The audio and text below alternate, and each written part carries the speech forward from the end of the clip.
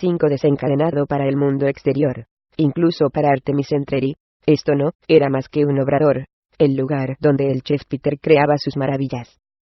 Después de que el sol se ponía sobre Heliogábalus, Peter y sus trabajadores se iban a casa y se cerraban las puertas, que no se volvían a abrir hasta poco a mes del amanecer, y así todos los días. Harlaxle se daba cuenta de que tal vez Entreri sospechase que el lugar era algo más. Su apariencia de simple obrador era una especie de fachada, un toque de legitimidad para Harlaxle dentro de la ciudad. El Drow se preguntaba cuál podría ser la reacción de Entreri en caso de descubrir que el obrador de Peter era también un punto de acceso a la antípoda oscura. Ya había oscurecido y la puerta estaba cerrada. Harlaxle tenía una llave, por supuesto. Pasó con aire distraído por delante de la tienda, realizando un examen minucioso de la zona y de los alrededores para asegurarse de que no hubiera nadie observándolo. Volvió a pasar un momento después. Tras una segunda inspección de la zona, y sin hacer ruido, entró y volvió a cerrar la puerta tras de sí, no solo con la llave, sino también con un encantamiento menor. En la trastienda, el Drow se dirigió al horno del extremo izquierdo. Volvió a echar una última mirada por encima del hombro y a continuación, se metió casi completamente dentro del horno. Metió el brazo en la chimenea, sosteniendo una campanilla de plata que golpeó levemente contra la pared de ladrillo. A continuación salió del horno, y se sacudió el hollín que pudiera habérsele quedado en la ropa, aunque no había hollín capaz de adherirse al atuendo mágico de Harlaxle. Esperó paciente. Aunque pasaron varios minutos, estaba seguro de que su llamada había sido escuchada. Por fin, una forma brotó como una burbuja de la base del horno, deslizándose sin dificultad entre los ladrillos. Fue creciendo y ampliándose, y aunque al principio no parecía más que una sombra, poco a poco, fue adquiriendo una forma humanoide. La sombra se convirtió en sustancia, y Kimuriel Oblondra, el sionicista que había sido el lugarteniente de Harlaxle en la banda de mercenarios Bregandaerte, abrió por fin los ojos. «Me has hecho esperar», señaló Harlaxle. «Llamas a horas poco convenientes», respondió Kimuriel. «¿Sabes que debo dirigir una organización?» Harlaxle respondió con una sonrisa y una inclinación de cabeza. «¿Y qué tal es la situación de Bregandaerte, viejo amigo?» «Próspera, ahora que hemos abandonado los planes expansionistas. Somos criaturas de la antípoda oscura, de Menzoberranzan, y allí, prosperáis», remató Harlaxle secamente. Ya captó el sentido. Aunque al parecer, es un sentido que Harlaxle se niega obcecadamente a aceptar, se atrevió a sostener Kimuriel. «¿No has desechado tus planes de un reino en la superficie?» «Una vía hacia tesoros mayores», corrigió Harlaxle, y Kimuriel se encogió de hombros. «No voy a repetir los errores cometidos bajo la influencia del Crencinibón, pero tampoco dejaré pasar una oportunidad. Una oportunidad en la tierra de un rey paladín. Donde quiera que pueda presentarse». Kimuriel negó lentamente con la cabeza. «Somos héroes de la corona, ¿no lo sabes?», dijo Harlaxle. «Mi compañero es un caballero del ejército de la Piedra de Sangre. De eso a una baronía, solo hay un paso. Si quieres subestimar a Gareth y a sus amigos, hazlo por tu cuenta y riesgo», le advirtió el sionicista. «He puesto espías para vigilarlos a distancia, siguiendo tus instrucciones. No son tan tontos ni tan ciegos como para creerse todo lo que cuentas. Ya han enviado emisarios a Palischuk y al castillo, y en estos momentos están interrogando a sus informadores de Heliogábalus y de otras ciudades cuya misión principal es vigilar los movimientos de la ciudadela de los asesinos. Si se mostraran ineptos, me producirían una gran decepción», replicó Harlaxle como restándole importancia. «Te lo advierto, Harlaxle. Te encontrarás con que Gareth y esos aventureros que lo acompañan son los enemigos más formidables con los que te hayas enfrentado jamás». «Me he enfrentado a las madres matronas de Menzoberranzan», le recordó el Drow. «A las que mantenía a raya en todo momento la propia Jothet.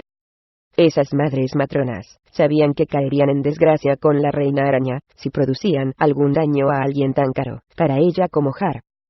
No necesito que me cuentes la historia de mi vida». «Ah, no». El siempre confiado Harlaxle no pudo evitar un estremecimiento al oír aquello que, por supuesto, era cierto. Harlaxle había sido bendecido por la reina araña, había sido ordenado como uno de sus agentes del tumulto y del caos. Jodit, la reina demoníaca del caos, había rechazado el sacrificio, impuesto por la tradición Drow, del tercer hijo de la matrona Baenre.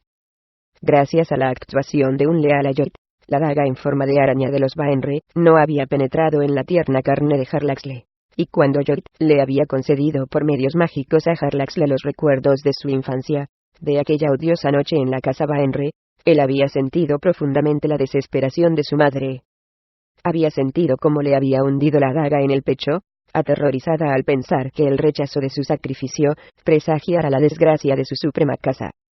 La matrona Baenre se dio cuenta hace siglos de que su propio destino estaba indisolublemente unido al de Jarlaxle, prosiguió Kimuriel, uno de los 3 Drow vivos que sabían la verdad. Siempre tuvo las manos atadas para tomar represalias contra ti, incluso en las muchas ocasiones en que sintió deseos desesperados de arrancarte el corazón.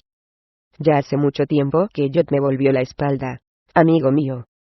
Jarlax le trataba por coros los medios de no traicionar sus emociones, manteniendo la actitud frívola que era habitual en él, pero le resultaba difícil. Por orden de su madre, la fallida ceremonia del sacrificio había quedado envuelta en innumerables mentiras.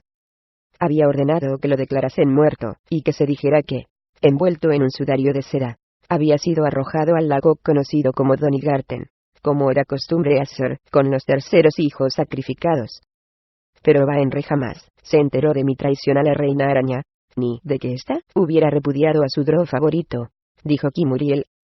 Para la matrona Baenre, hasta su último aliento, fuiste siempre el intocable, aquel en cuya carne no podía penetrar su daga. El hijo bendecido que, siendo apenas un infante, destruyó total y completamente a su hermano mayor. Me estás dando a entender que debería habérselo dicho a la bruja. De ninguna manera. Solo te estoy haciendo recordar en el contexto de tu situación actual, replicó Kimuriel, dedicando a su antiguo jefe una profunda reverencia. Baenre encontró en mí lo mismo que Bregandaerte, un aliado poderoso y necesario. De ahí que Bregandaerte siga siendo aliada de la casa Baenre y de la madre matrona Triel, aconsejada por Kimuriel, dijo el sionicista. Jarlax le asintió. Kimuriel no es ningún tonto, y por eso le confié la dirección de Bregandaerte durante mi viaje. Tu relación con las madres matronas no tiene nada que ver con la que al parecer estás tan decidido a entablar ahora, en las tierras de la piedra de sangre, le espetó Kimuriel a bocajarro. El rey Gareth no admitirá semejante traición. ¿Y tú crees que le daría a elegir? ¿Tú crees que jugarás con ventaja? ¿Quién te precedió en esta aventura? Un rey brujo de enorme poder. ¿Se dio cuenta de su error? Y tal vez yo haya aprendido del fracaso de Zheng-Yi. Pero, ¿has aprendido de tu propio fracaso? Se atrevió a plantear Kimuriel, y por un instante los ojos rojos de Jarlax le brillaron de ira. Estuviste a punto de traer la ruina a Bregandaerte, prosiguió Kimuriel, sin inmutarse. Estaba bajo la influencia de un poderoso artefacto. Estaba obnubilado. Sí, obnubilado, porque ese artefacto te ofrecía lo que tan fervientemente deseabas. ¿Acaso la filacteria que ahora tienes en tu bolsillo te promete algo menos? Jarlax le retrocedió un paso, sorprendido por el atrevimiento de Kimuriel. Dejó que su furia se disolviera en una especie de aceptación a regañadientes. Al fin y al cabo, precisamente por eso, había traspasado a Kimuriel el mando de Bregandaerte. Jarlax le había elegido una senda de aventura y crecimiento personal, una senda que podría haber llevado al desastre a Bregandaerte de haberse dejado arrastrar. Pero, sería posible que con las posibilidades que había encontrado en Baasa y en Damarak, estuviera arrastrando otra vez a la organización hacia la ruina.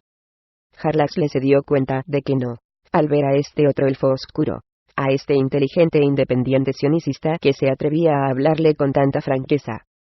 Una sonrisa le apareció en el rostro al mirar a su amigo. Aquí hay posibilidades que no puedo dejar pasar, dijo. Reconozco que son fascinantes. Pero no bastan para atraer a Bregandaerte a mi lado, si llegó a necesitarla, conjeturó Jarlaxle. No bastan para poner en peligro a Bregandaerte. ¿No fue ese nuestro acuerdo? ¿No pusiste a Kimuriel en su puesto precisamente para levantar una muralla entre lo que creabas y lo que estabas dispuesto a apostar? Jarlax le rió sonoramente al oír aquella verdad. Soy más sabio de lo que creo, dijo. y Kimuriel hubiera reído con él de haber figurado la risa entre sus manifestaciones habituales. Pero seguirás vigilando, por supuesto, añadió Harlaxle. Kimuriel asintió. Tengo otra misión para ti. Mi red ya está a tope. Harlaxle negó con la cabeza. No para tus espías, sino para Kimuriel. Hay una mujer, Kalille. No vino hacia el sur con nosotros, aunque es la amante de Entreri. Ese no se deja llevar por las debilidades de emociones tan poco racionales, lo corrigió Kimuriel. Puede que ella sea su pareja sexual, pero no creo que con Artemis Entreri se pueda llegar más lejos. Es lo único que me gusta de ese necio. Puede que esa sea la razón por la que me siento tan cómodo con él. Su talante me recuerda a los míos. Kimuriel no tuvo la menor reacción, y Harlaxle supuso que el sionicista, tan astuto para las cuestiones trascendentes de la vida, pero tan ajeno a las pequeñas verdades de la existencia, ni siquiera se había dado cuenta de la comparación entre él y Entreri. No veo incongruencia alguna entre sus acciones y sus intenciones confesadas, explicó Harlaxle, usando un código que había empleado a menudo con su avasallador lugarteniente. Kimuriel inclinó la cabeza como señal de entendimiento. ¿Querrás seguir vigilando?, solicitó Harlaxle. ¿E informando?, le aseguró Kimuriel. No te abandono, Harlaxle. Eso nunca. Nunca. Hasta la fecha, dijo Kimuriel, y soltó una risita, aunque a regañadientes. Esto podría volverse muy peligroso, admitió finalmente Harlaxle. Juegas a juegos peligrosos con enemigos peligrosos. Si se declara la guerra, estoy bien preparado, le aseguró Harlaxle. Los ejércitos del mundo infernal esperan mi llamada, y Senji dejó a su paso artefactos que no dejan de protegerse.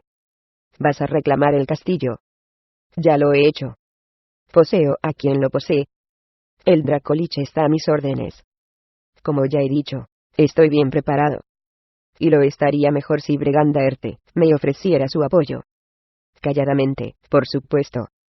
Si la cosa se desmanda, observaré y decidiré lo que es mejor para Bregandaerte, dijo Kimuriel. Harlaxle sonrió, e hizo una reverencia. Por supuesto, me brindarás una salida. Observaré, y decidiré, repitió el sionicista. Harlaxle tuvo que conformarse con eso. Su acuerdo con Kimuriel tenía como piedra angular la independencia de Kimuriel. En sus manos, y no en las de Harlaxle, estaba el gobierno de Bregandaerte, y así seguiría siendo hasta que Harlaxle volviera a Menzoberranzan y reclamara finalmente su trono. Ese era el acuerdo al que habían llegado tras la destrucción de la piedra de cristal. Ninguno de ellos se hacía ilusiones sobre el acuerdo, por supuesto. Harlaxle sabía que, si permanecía demasiado tiempo fuera de su hogar, permitiendo que Kimuriel se atrajera las relaciones de apoyo que Harlaxle había conseguido dentro de la ciudad, entonces su lugarteniente no soltaría el control de Bregandaerte, sin una terrible lucha. Harlaxle sabía también que recurrir a Kimuriel en momentos de desesperación era realmente una perspectiva arriesgada, porque si Kimuriel lo dejaba caer entonces, se erigiría en líder indiscutido de la próspera banda de mercenarios. Pero Harlaxle comprendía bien al Drow que le hacía de administrador. Kimuriel nunca había ambicionado el liderazgo como lo habían hecho Raigui, o Verginion Baenre, o cualquiera de los demás personajes notables de la banda. Los designios de Kimuriel pertenecían al ámbito del intelecto. ¿Era un sionicista? Una criatura de pensamiento e introspección. Kimuriel prefería el enfrentamiento intelectual con los ilitas antes que negociar para ganar posición con las desdichadas madres matronas de Menzoberranzan. Prefería pasar el día derribando obstáculos mentales, o visitando las moradas astrales de los Hityanjiki informando de sus hallazgos a la madre matrona Triel, o maniobrando con los guerreros de Bregandaerte para aprovecharse de cualquier acontecimiento sobresaliente en la casi constante guerra entre las casas. «Tú tratas de levantar algo aquí», señaló Kimuriel cuando se disponía ya a volver por la chimenea hacia su viaje mágico a la antípoda oscura. «Te afanas por crear algo en la superficie, pero por grande que sea el éxito que consigas, jamás podrá igualar a lo que te espera en Menzoberranzan. Trato de entenderte, Harlaxle, pero ni siquiera mi genialidad es comparable a tu imprevisibilidad. ¿Qué es lo que buscas aquí que no te esté esperando ya en tu ciudad?» «Libertad», pensó Harlaxle, pero nada dijo. Claro que Kimuriel era un sionicista realmente poderoso, de modo que realmente Harlaxle no tenía que decirle nada para transmitirle una idea. Kimuriel se lo quedó mirando un momento, y lentamente asintió. La libertad no existe, dijo por fin. Solo la supervivencia. Al ver que Harlaxle no respondía inmediatamente, el administrador de Vegandaerte se deslizó en la chimenea, y se fundió con la piedra. Harlaxle se quedó un buen rato mirando hacia allí, preguntándose si Kimuriel no estaría en lo cierto. La calzada formaba un amplio círculo en el interior del cerrado ángulo derecho de la muralla de Heliogabalus, una calle, sin salida llena de tiendas. La de Ilnesara estaba cerca, lo mismo que la de Tasmiquella. Docenas de cederos, canteros, cerrajeros, tejedores, sastres, carreteros, importadores, panaderos y artesanos y comerciantes de todos los tipos imaginables, habían instalado sus talleres en aquel sector de la gran ciudad, en la ronda de la muralla. En el centro de la plazoleta, había una fuente de 3 niveles por los que caía agua, desde el más alto al más bajo, sin demasiada energía, pero en un rebosar constante. Al examinar el lugar mientras se acercaba, Entreri había pensado en usar esa fuente como base, como punto de vigilancia para observar el desarrollo del ataque a su alrededor. Sin embargo, al atravesar otro callejón para observar la fuente desde un tercer ángulo, se dio cuenta de que el salteador de caminos pagado por Knejict había llegado antes que él. El hombre se había acurrucado dentro del segundo cuenco, y solo el gotear irregular del agua le reveló al asesino que había algo anómalo. Observó la oscura forma del salteador de caminos, y advirtió paciencia y disciplina. No era ningún novato. Haciendo con la cabeza un gesto afirmativo, Entreri se desdibujó en las sombras del callejón, se cogió a una barandilla, y escaló el lateral de una tienda, impulsándose hasta el tejado.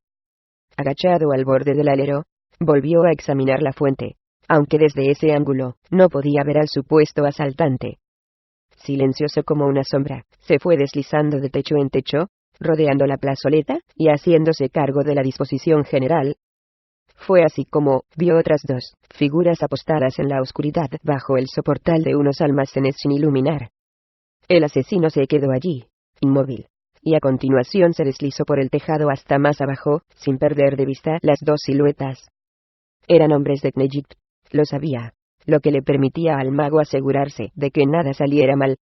Entreri no podía distinguir muchos detalles ya que estaban bien escondidos, pero el hecho de que no se movieran a pesar de que transcurría el tiempo, también lo llevó a reconocer la disciplina fruto del entrenamiento. El camino fácil, es decir, matar al mercader Benegast y marcharse habiéndose granjeado la aprobación de Knejict, le resultaba atractivo. Pero Artemis Entreri jamás había sido aficionado al camino fácil. El momento de la verdad, el tiempo que tenía Entreri para inclinarse por una cosa u otra, se pasó, y el asesino se sumió en un estado irreflexivo, instintivo. Tenía que actuar con rapidez, rodear otra vez la plazoleta, colocar la fuente directamente entre él y los 2 hombres ocultos en el soportal.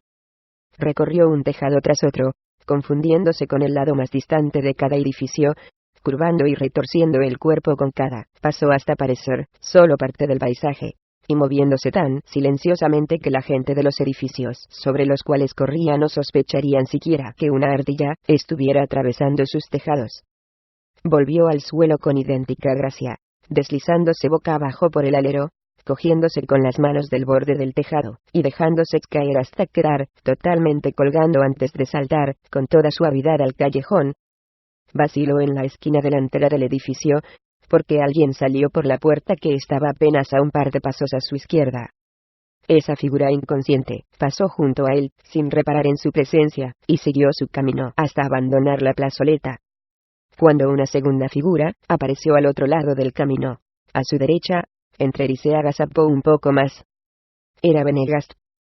Entreri se dio cuenta de que el hombre de la fuente también debía de haber visto al mercader, de modo que aprovechó aquel instante de distracción.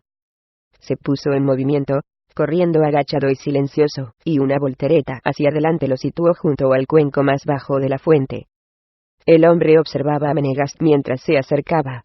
El mercader cruzaría junto a la fuente por el lado opuesto a aquel en que se encontraba Entreri.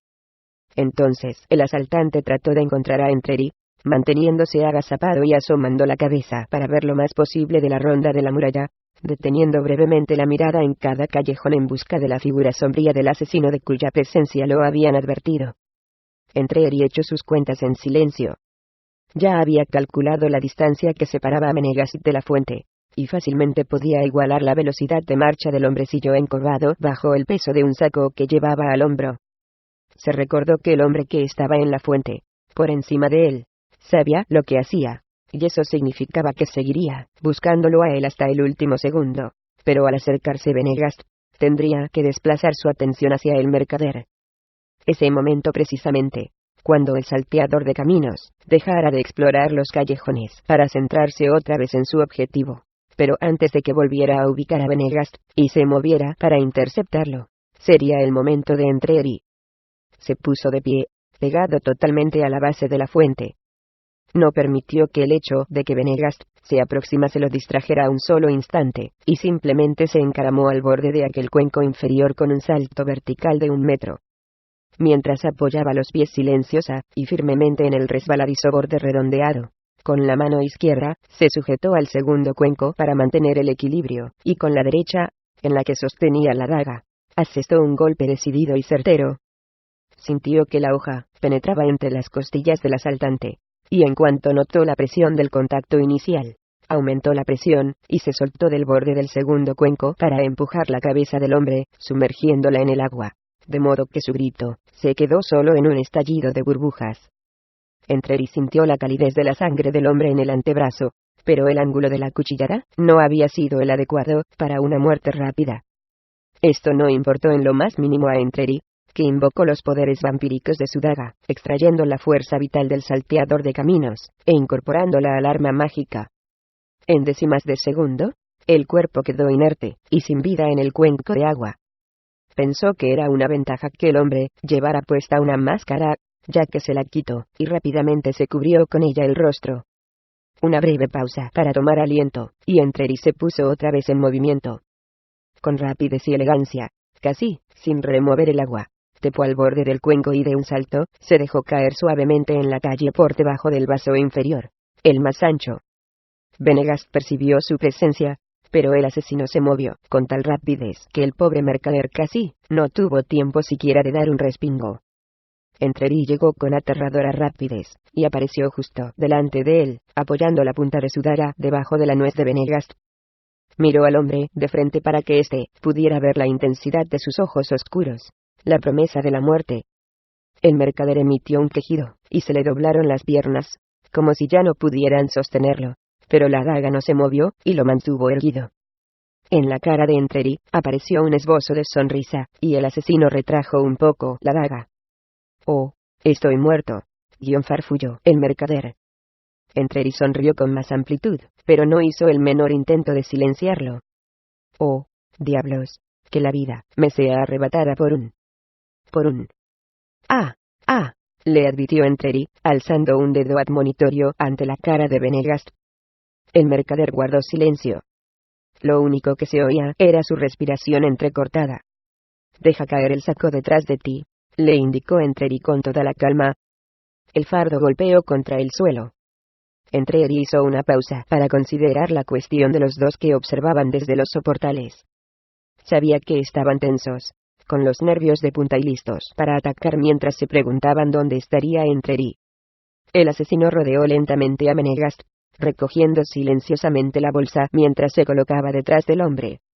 No perdió de vista al mercader en ningún momento, pero sus ojos también miraban más allá, observando movimiento tras las ventanas y puertas abiertas de varias tiendas. El sonido de un silbato a lo lejos le advirtió que ya se había alertado a la guardia de la ciudad. Seguramente los secuaces a sueldo de Knejic ya se acercaban rápidamente para arrestar al salteador asesino. Y sin duda, los dos necios del soportal se retorcían las manos y maldecían entre dientes al ver que Artemis Entreri no había aparecido todavía. «Si quieres vivir, harás exactamente lo que yo te diga. Ni aun así puedo garantizarte que escaparás con vida», le dijo Entreri a Menegast. El hombre quiso gritar, pero Entreri se lo impidió. «Tienes una sola oportunidad. ¿Lo entiendes?» «Sí», balbuceó el mercader asintiendo tontamente. Un poco de discreción sería muy oportuno para impedir que mi daga te llegue al corazón, lo previno el asesino. Sí, tartamudeó Venegast, pero enseguida calló, y se tapó la boca con la mano. Cuando yo te lo diga, saldrás corriendo hacia adelante, explicó Entreri. Métete en el callejón que está antes del almacén. No pases por los soportales. Está claro. Se oyeron gritos que venían de la calle que conducía a la ronda de la muralla. Corre, dijo Entreri. Venegast se puso en movimiento de un salto, gritando y tambaleándose como un tonto hasta casi caer de bruces al intentar correr. Se dirigió al centro de la calle, y dio la impresión de que, llevado por el pánico, iba a pasar justo por delante de los soportales, directo a su desgracia, sin duda, pero en el último momento vaciló, y se metió a toda prisa en el callejón. Por detrás de Entreri, se oían gritos y ruido de silbatos, pero él ni siquiera echó una mirada en esa dirección. Vio dos figuras que salían corriendo de los soportales. Dos hombres, uno corpulento, y el otro menudo, o tal vez el segundo fuera una mujer. Los dos miraron hacia donde estaba Entreri, que se limitó a encogerse de hombros. Entonces, el más corpulento salió en persecución de Venegast mientras el otro hacía gestos como si estuviera formulando un conjuro. Tan pendiente estaba la mujer, porque era una mujer sin duda, de Venegast, y que no se dio cuenta de que Entreri se le acercaba rápidamente. Justo cuando estaba por lanzar su conjuro, una espada surcó el aire como un relámpago delante de ella, dejando una estela de ceniza mágica que se extendió ante su vista impidiéndole ver nada. «¡Qué farfulló retrocediendo un paso, y volviéndose para mirar a Entreri en el preciso momento en que éste se despojaba de la máscara. «Solo quería que vieras la verdad», dijo él. La mujer abrió los ojos como platos, y lo miró con expresión de estupor. Entreri le lanzó una puñalada, es decir, intentó hacerlo, pues estaba protegida de ataques por un encantamiento. Fue como si la daga hubiera dado contra una roca. La mujer dio un chillido, y trató de huir. Entreri la golpeó con la espada, lo cual tampoco funcionó, y le puso una zancadilla, de modo que con su pie delantero se golpeó el tobillo del otro. La mujer tropezó, y cayó de bruces, pero inmediatamente se puso boca arriba y alzó las manos ante sí en un gesto defensivo. «No me mates», imploró. «Por favor, tengo fortuna». Entreri la emprendió a puntapiés con ella, tratando de golpearla una y otra vez. «¿Cuántos golpes aguantará tu escudo?», Gion preguntó mientras ella se debatía en el suelo. Se oyó el grito de Venegast desde el callejón. Entreri dio un último puntapié a la maga, y a continuación, la amenazó con la garra de Charon, colocando la punta de su magnífica hoja purpúrea a escasos centímetros de sus ojos desorbitados. «Dile a tu jefe que no soy ningún títere», le espetó. La mujer asintió frenéticamente con violentos movimientos de cabeza, y Entreri asintió a su vez, y salió corriendo.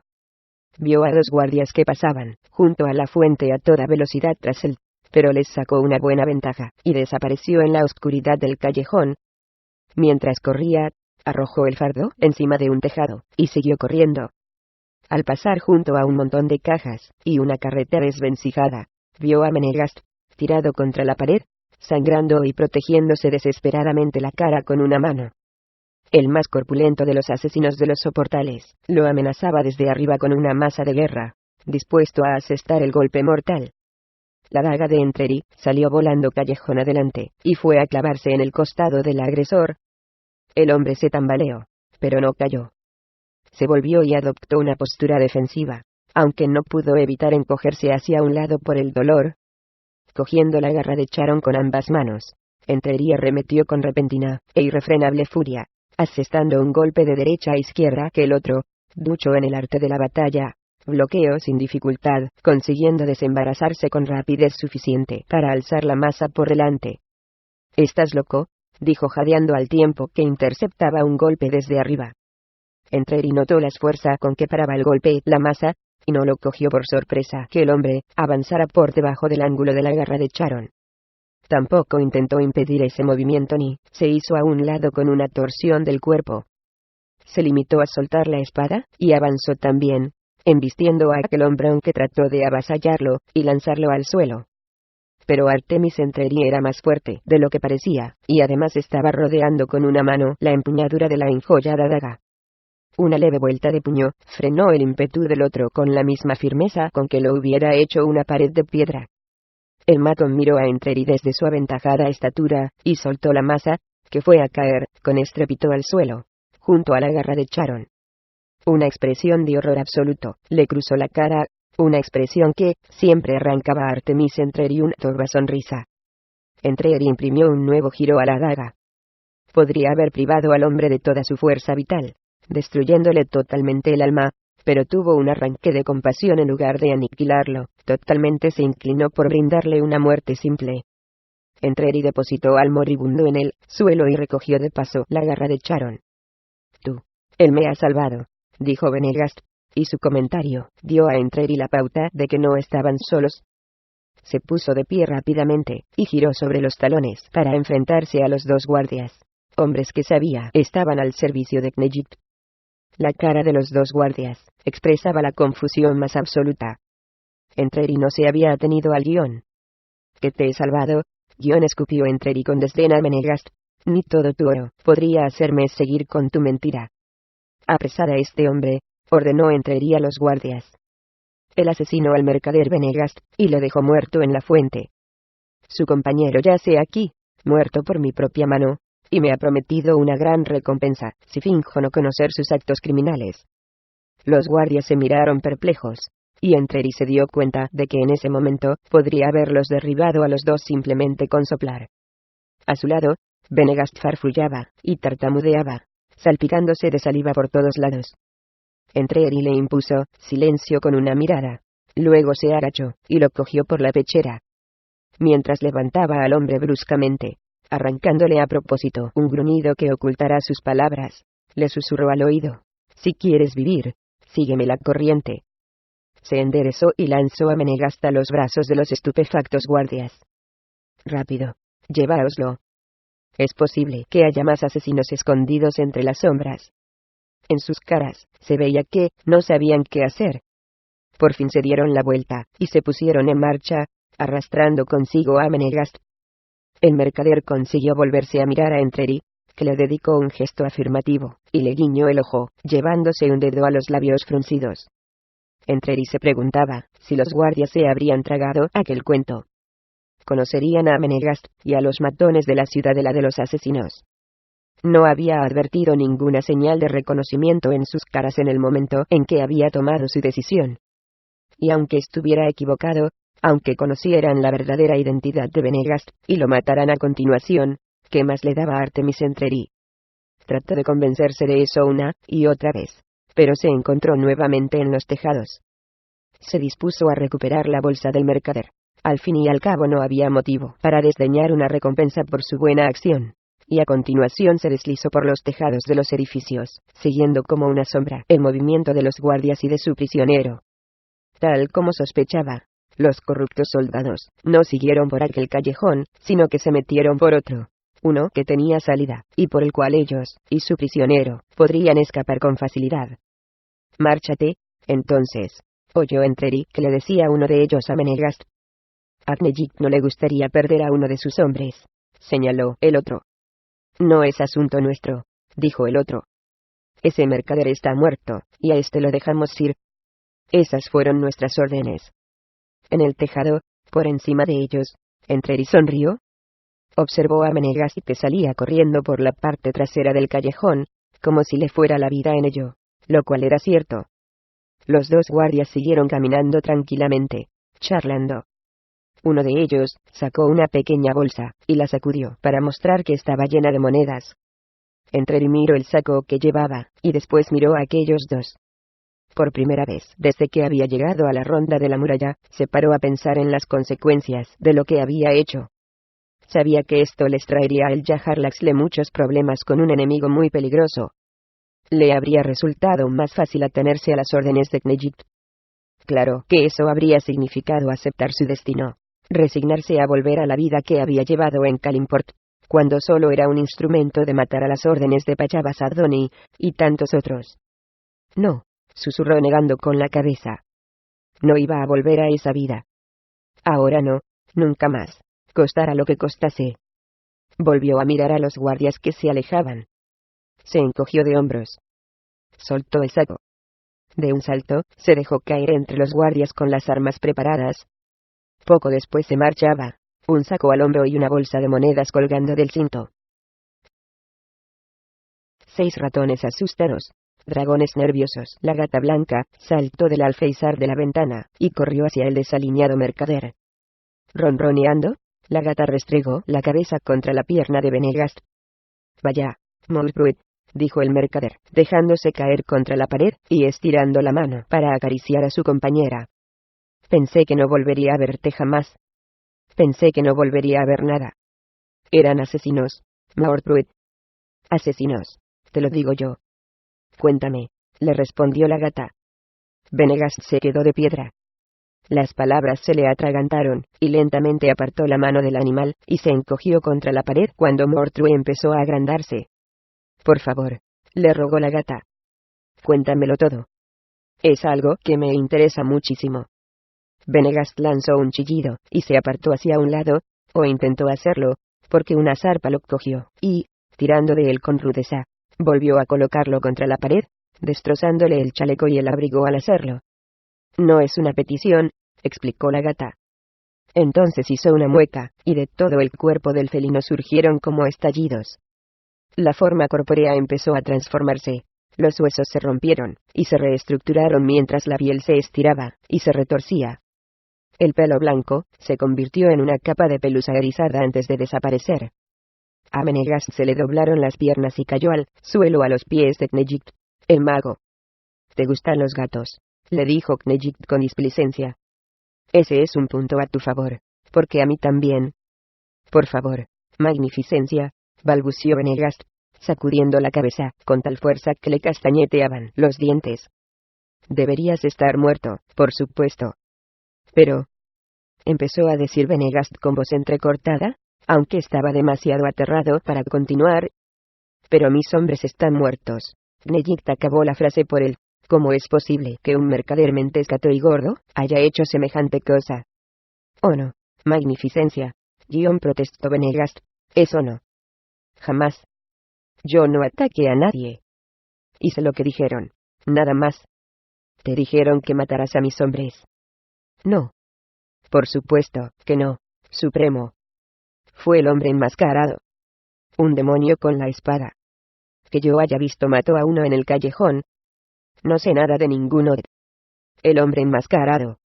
El de la espada de hoja carmesí, y la daga con la empuñadura enjollada. Me cogió en la calle, y se llevó mis mercancías. Tu pago estaba dentro. Oh, por favor, magnificencia.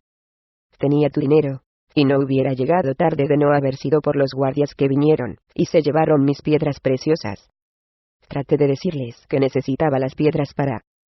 Les dijiste a los guardias que le debías dinero a Knejict.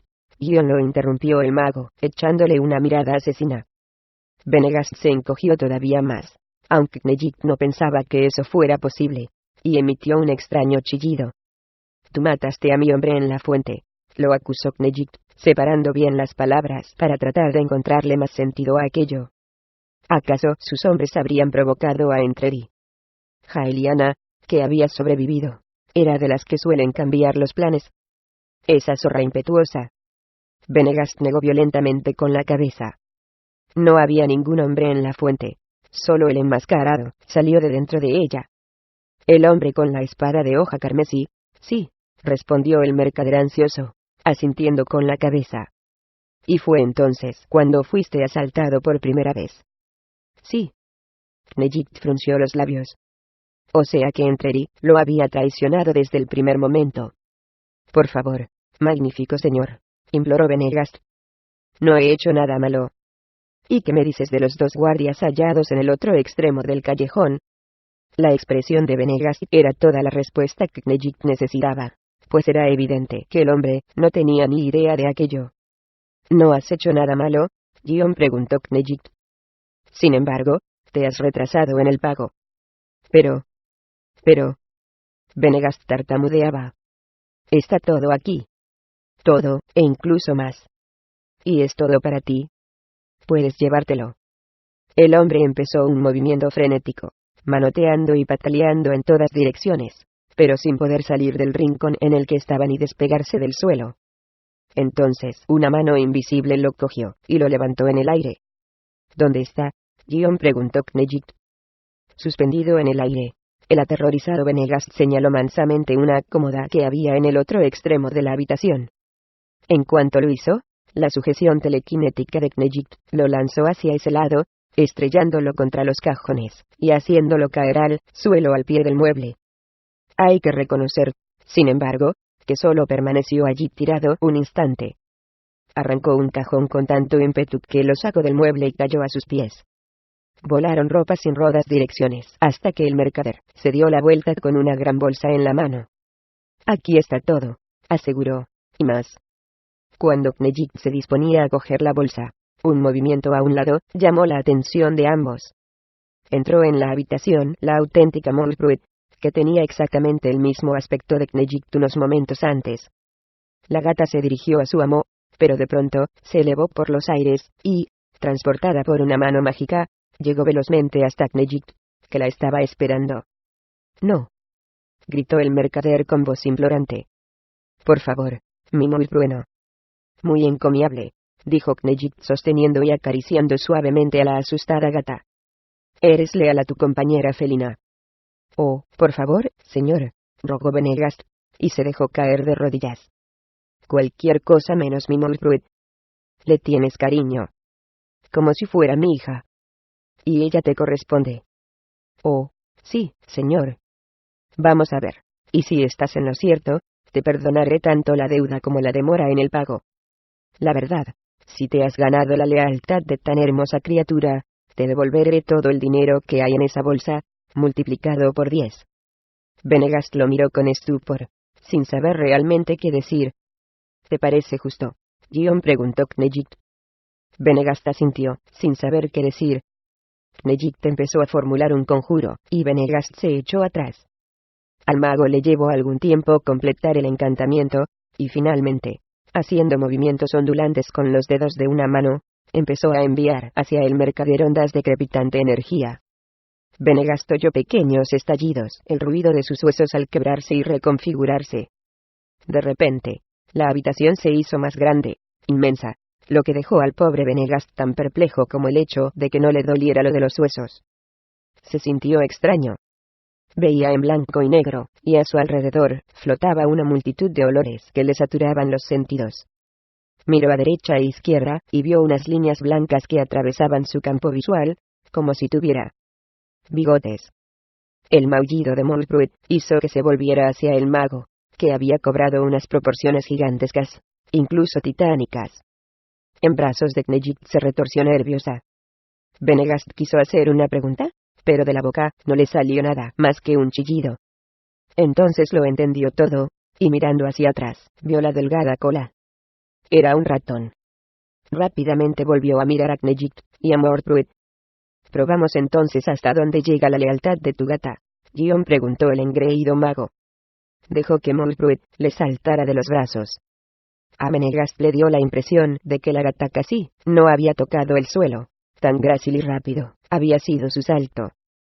«Me imagino que no demasiado lejos», dijo Knejic secamente. Poco después, Knejic se marchaba llevando a la gata bien alimentada montada sobre su hombro, y preguntándose qué hacer con ese tal Artemis Entreri.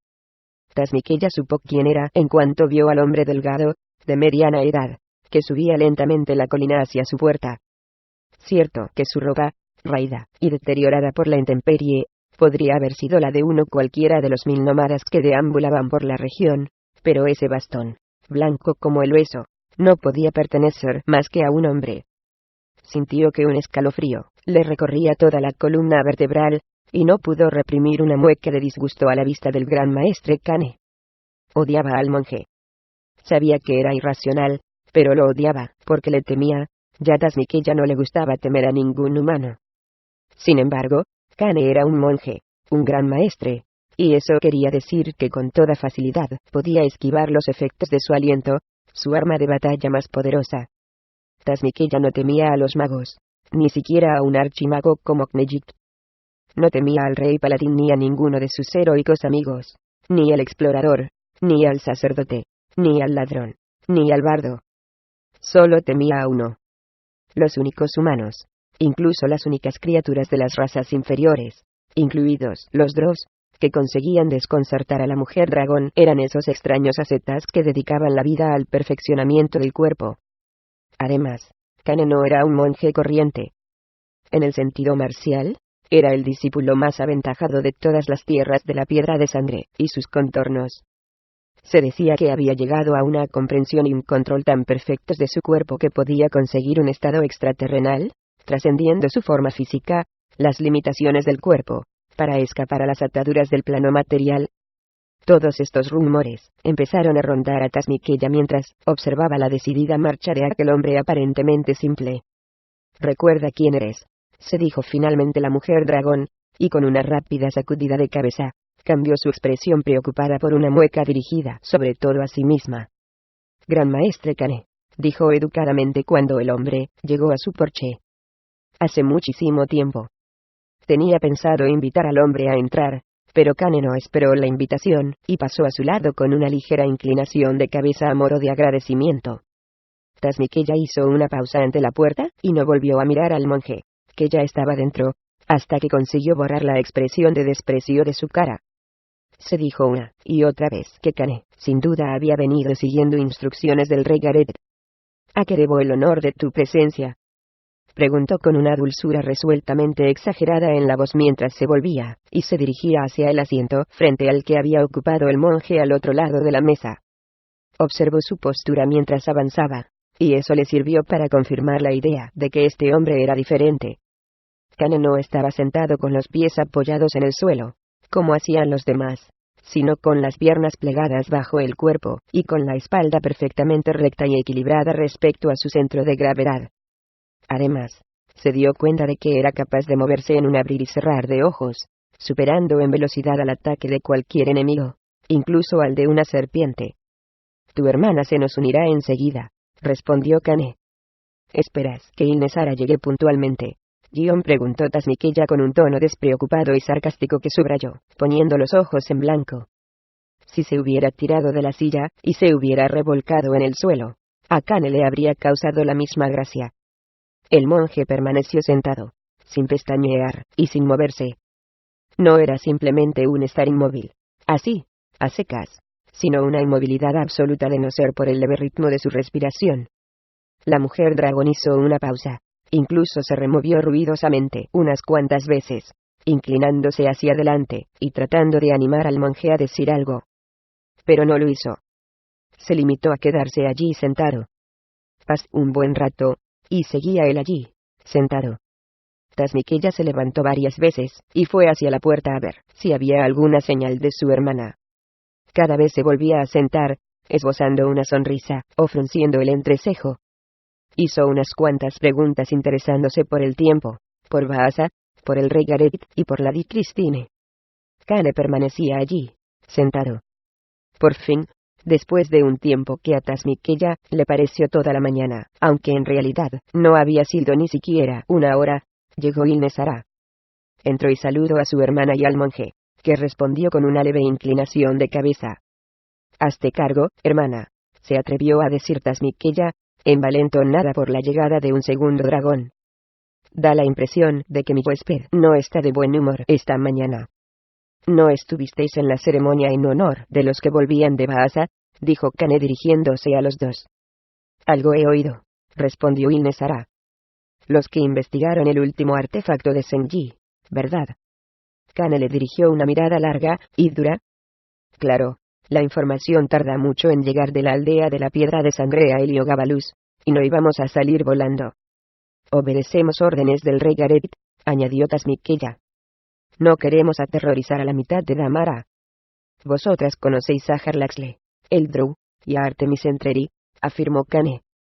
«Trabajaban para vosotras antes de su viaje a Baasa. Tal vez obedecían órdenes vuestras cuando lo hicieron». «Eso es mucho suponer, gran maestre Kane», dijo Ilnesara. «Y lo tuyo poco negar», replicó Kane. «Hemos tenido tratos de poca importancia con ese Drow y su amigo», dijo Tazmikella. «Ya sabes cuál es nuestro negocio». ¿Quién, mejor que ellos, para adquirir mercancía? Los enviasteis a Baasa, afirmó el monje. Ilnesara resopló, pero Kane no parpadeó siquiera. Le dimos a entender a Harlaxle que su talento estaría mejor aprovechado en esas tierras, declaró Tasmikkeya. Que allí podría encontrar aventuras, y cosechar fama, y un buen botín. Según un dicho antiguo, la sugerencia de un dragón es una orden, comentó el monje. Tasmikkeya le dedicó una sonrisa desganada, y miró a su hermana. Observó la mirada que intercambiaban Kane e Ilnesara, bordeando la amenaza.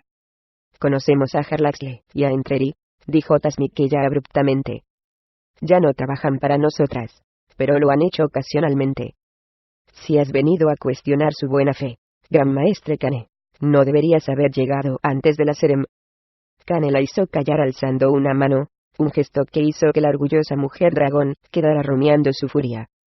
Si vivís aquí, es por la benevolencia del rey Gareth, le recordó Kane.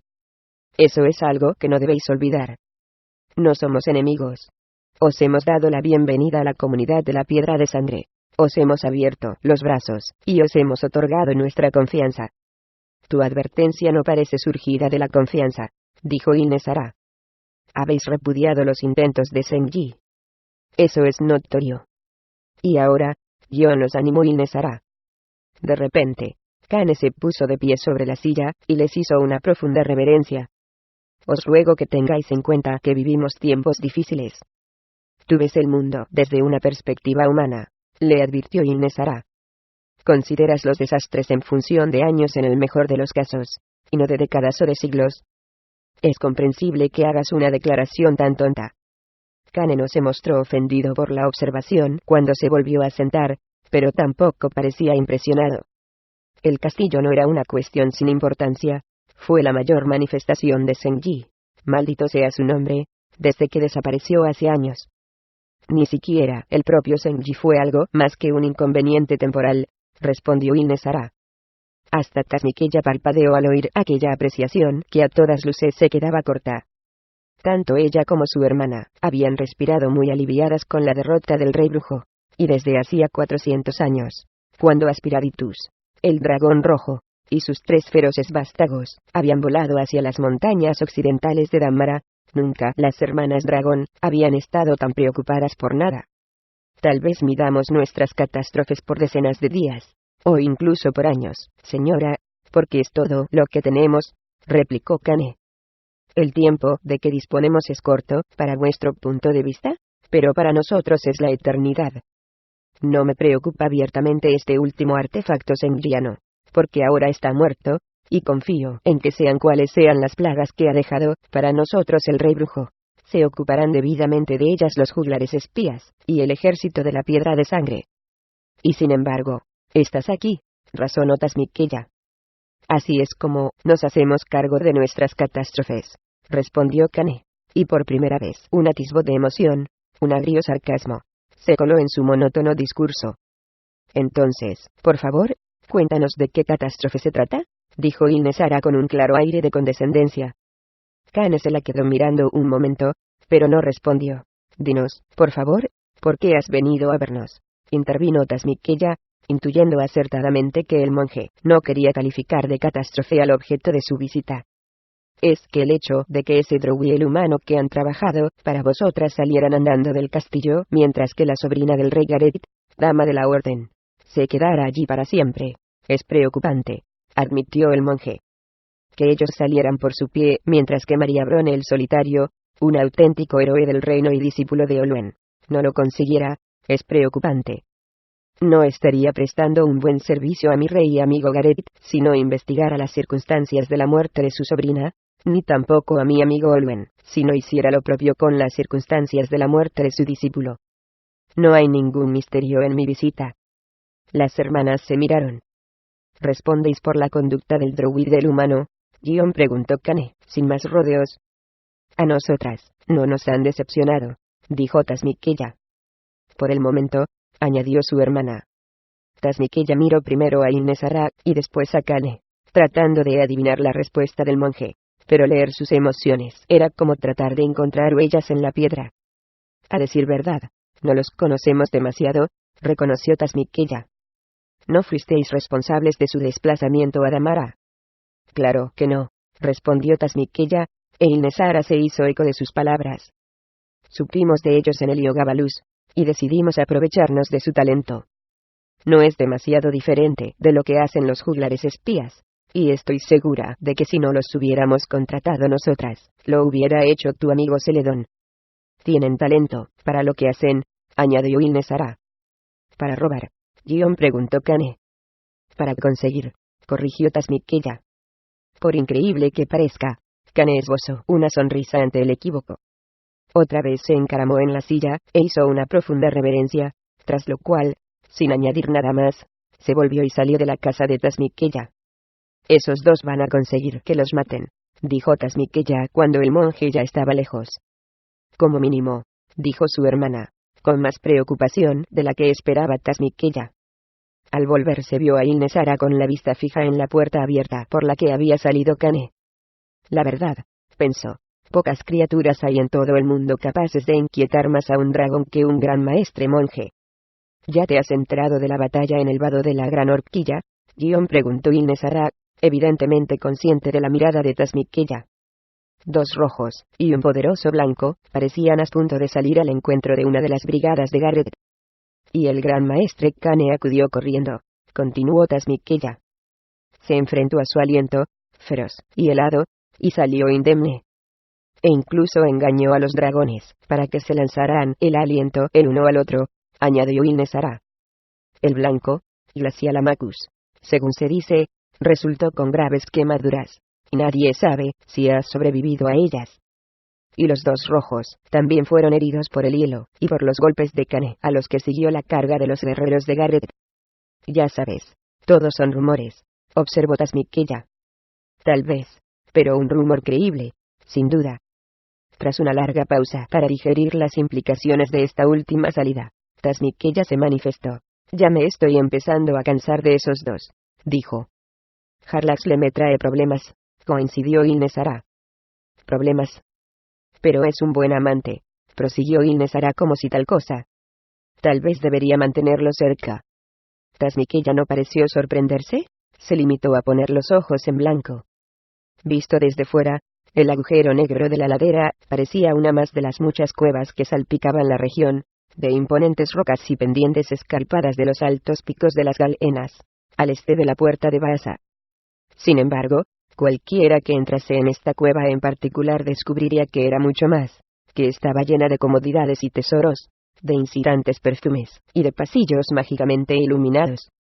Claro que cualquiera que entrase, sin ser invitado, muy probablemente encontraría allí la muerte. Expulsados de Heliogabalus tras la caída de Senji, Timosenko, el abuelo de los asesinos, y su poderoso consejero, Knejict, habían trasladado a la banda a este lugar remoto y bien defendido. Una sucesión de estancias penetraba en la montaña, conformando un cuartel general complejo. Algunas habían sido excavadas por canteros y mineros contratados, y muchas otras eran obra de la magia de Knejict. Aquí vivía la banda de Timosenko rodeada de comodidades y seguridad, pero no alejada de sus actividades en Damara, pues Knejict y sus compañeros magos también habían creado y mantenían una serie de portales mágicos que los comunicaban con lugares estratégicos dentro del reino de Garrett. Atravesando uno de ellos, llegó de vuelta a la ciudadela, temblando de rabia, Jaeliana, la maga que había sobrevivido a la traición de Entreri en la ronda de la muralla.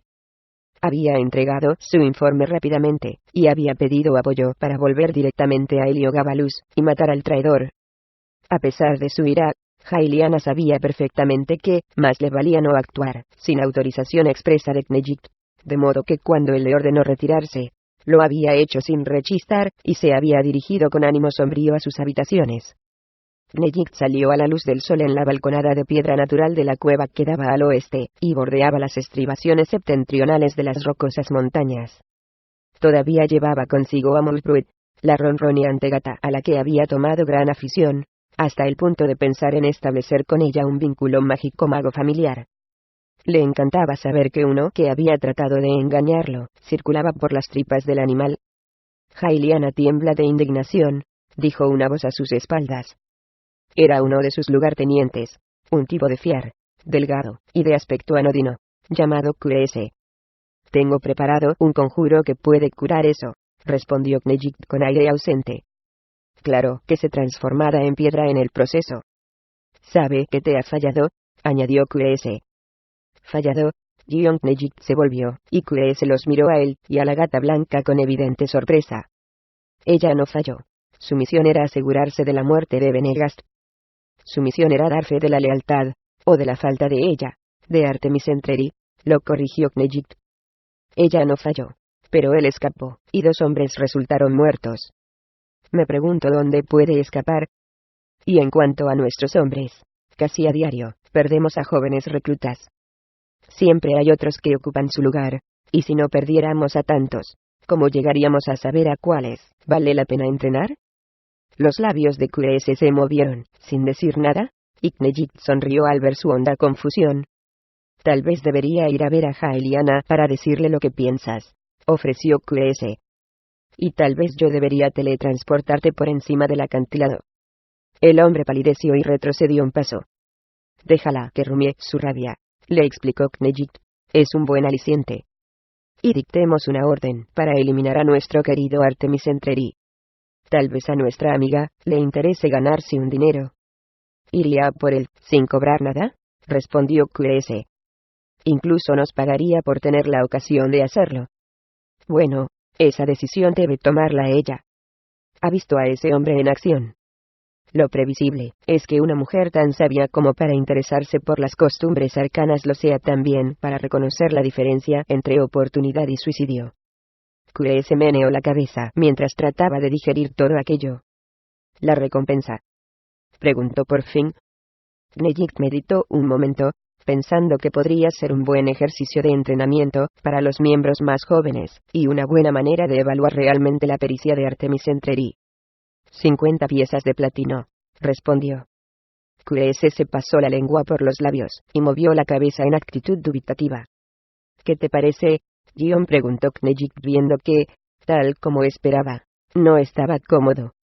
Después de todo, un hombre de la fama de Entreri, aunque fuera la que le daba lo poco que se sabía de Elendamara, y que probablemente no fuera más que un pequeño fragmento de la historia de este misterioso asesino, merecería una recompensa 10 veces mayor. ¿Nada, mi señor Knejict? Emitiré la orden de eliminación. Hizo una rápida inclinación de cabeza, y se dispuso a marcharse. Sin embargo, antes de que llegara a la cueva, la mágica puerta de piedra se deslizó, cerrando la entrada de una manera tan disimulada que nadie habría dicho que ahí había una cueva. QS se dio la vuelta en redondo, y se enfrentó a Knejict, pues sabía que el archimago había cerrado la puerta con un conjuro menor. Cuando te pregunto qué es lo que piensas, deberías decirme lo que piensas, explicó Knejict, sin guardarte nada. 1000 perdones, señor, tartamudeó QS con reiteradas y torpes reverencias. Yo solo. Desembucha, exigió el mago. 50 piezas de platino, dijo atropelladamente QS. Había pensado en tratar de conseguir la recompensa yo mismo, pero por ese Entreri, que además lleva a su lado aún. Este precio no resulta atractivo. Eso es, porque tú eres listo. QS alzó la vista hacia él.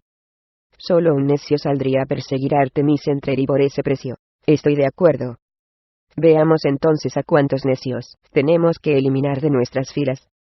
O tal vez debería decir, veamos a cuántos tontos elimina Entreri por nosotros. Y tal vez en el proceso deje una estela de cuerpos que no pueda pasar desapercibida al rey Gareth. Eso solo puede beneficiarnos. Pero es poco probable que Entreri acabe muerto, se atrevió a comentar QS. Knejict lanzó un bufido despectivo, como si eso no tuviera importancia. Cuando yo quiera que muera, morirá. Atrogate está junto a él, no lo olvides. Y Helena no es leal. Es mejor poner furioso a Entreri, o tal vez debería llamarlo, sin Entreri, y colocar al rey Gareth en un compromiso. También cabe la posibilidad de que los que vayan a por él muestren una destreza insospechada, y lo maten realmente. O de que varios demuestren ser lo bastante ricos en recursos como para trabajar en conjunto, y ganarse la recompensa. QS empezaba a sentir, comprendiendo las posibles ventajas. De vez en cuando deberíamos someter a nuestros jóvenes reclutas a una prueba de este tipo, explicó Knejict encogiéndose de hombros. ¿qué otra manera tenemos de saber quiénes valen la pena y quiénes deberían morir? Kure se asintió una vez más, y al oír que la puerta se abría a su espalda con un simple gesto de la mano de Knejic, hizo una reverencia, y se marchó. Knejic rió entre dientes, y acarició a Molsbrut, que respondió con el consabido ronronio. «Ay, gatita, no sé cómo puedo sobrevivir con tantos tontos a mi servicio. Y eso que este es uno de los mejores que he tenido últimamente». Volvió a la balconada, y echó una mirada hacia el sur de Basa. Echaba de menos los días de gloria en que Senji había mantenido ocupado al engorroso Gareth, y la ciudadela de los asesinos florecía. Odiaba vivir en una cueva, aunque estuviera perfectamente equipada por medios mágicos.